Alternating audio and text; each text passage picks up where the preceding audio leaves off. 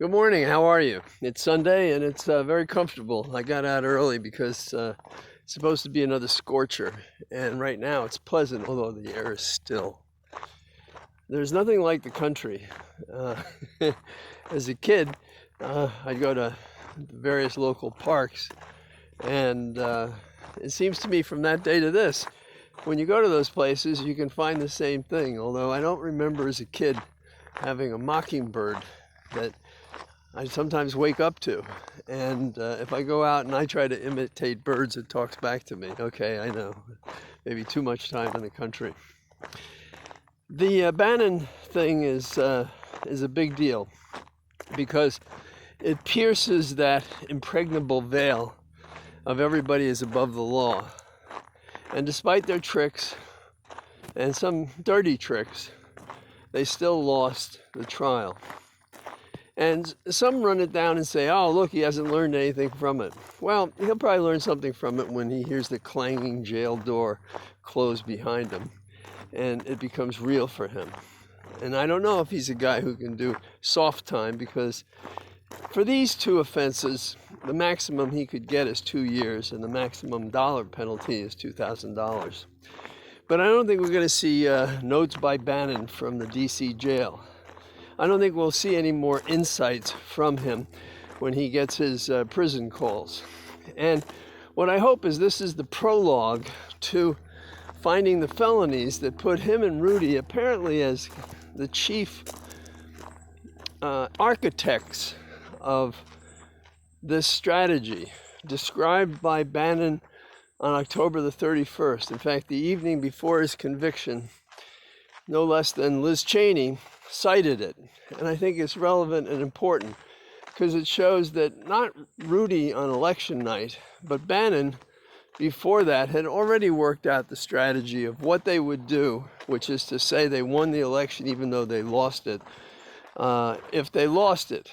And so they knew as a predicate they lost it, knew what they would say when they lost it, that it was stolen.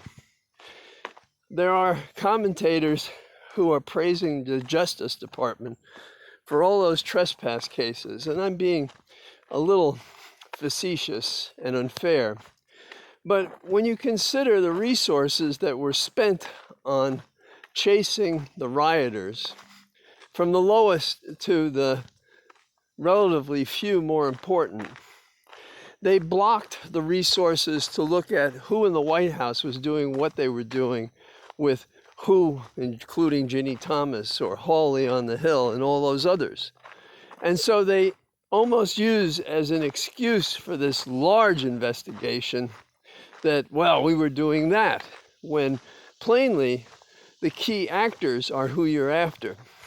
They always talk about, and I myself do as well, talk about the pyramid of a prosecution, which is that you want to get to the top. You want to get the cut off the head of the snake. You want to get the most important person. Now in politics, these people often offer somebody who's in the second or third place, you know. But you see, it would be surprising to me, even if they were to follow that deceptive strategy of doing, say, Rudy or doing Bannon.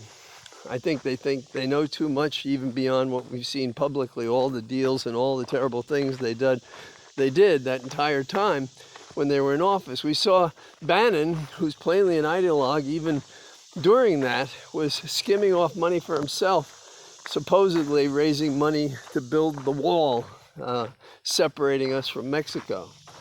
So my colleagues before the bar, and fellow and gal commentators and so forth, I'm on the side of those who still say, we got to see what Garland finally does. And plainly the question that was asked that nobody ever, well, I haven't seen a broadcast of it. The question put to Garland, I'm sure, was, so what about Trump? And then he doesn't answer it. He says no man is above the law.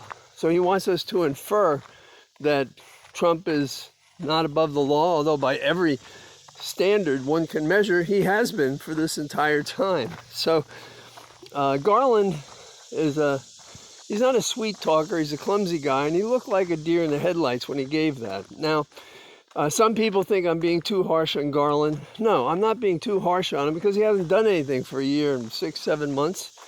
So I don't think that's too harsh. You know, somebody comes and has a home invasion, they go out and try to arrest the people immediately. And this guy, nada. And only, I think yesterday or the day before, one of the chief prosecutors in the Mueller investigation said that no person from the White House has been called to the grand jury.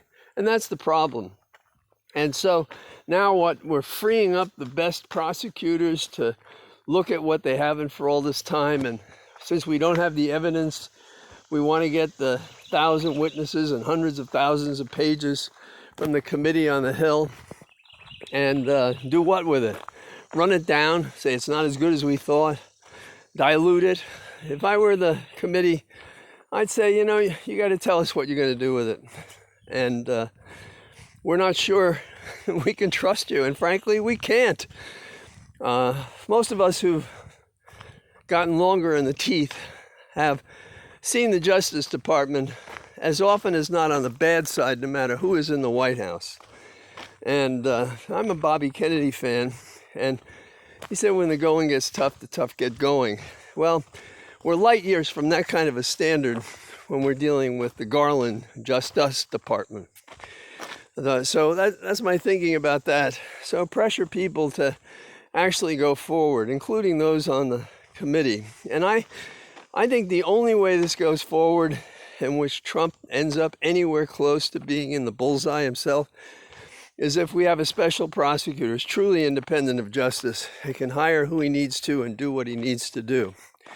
It's a terrible thing. So I think it's good that the committee is going to continue to hold hearings in the fall. Think about it. Alito gave us an issue for the midterms. I wish he hadn't, Roe v. Wade. And that's a significant issue because it's about dehumanizing women. It's about taking away their dignity and their power and their control over themselves. But realize that the white supremacists, the fascists, and you know, you say these terms, but they'll get more comfortable because this is a fair picture of who they are. They have this notion of the patriarchal family. You see, we can't have women equal. That's why they're against the ERA. We can't risk having women equal to men. Why not? Some of the most wonderful things in the world in terms of political leadership have come from women. Other nation states have had amazing women lead them. And so what is this all about? It is another example of the bias that is rife within the Republican Party. And we shouldn't put up with any of it, not if we believe everyone's equal before the law. And no one really is above the law. Did you get that, Mr. Garland? Do something. Don't give us bullshit. Don't give us talk. Give us action. And if you can't do it, let's appoint somebody who can and will. So the midterm elections, I think, will turn on two things. They'll turn on how we treat women, and the Democrats are far ahead in that category. And we'll also be dealing with the extended hearings on the Hill. And even as I speak, if I understand correctly, the New York Post has said they don't think that Trump should be president again. I understand the Wall Street Journal has said the same thing. There is a break in the wall. We have to push it through, and we have to make it a reality that no person really is above the law, and that people should be in orange jumpsuits matching the phony hair coloring of the former oaf in the White House. So that's what I got on Sunday. I'm talking to you from my cathedral of trees, and I look forward to talking to you again soon.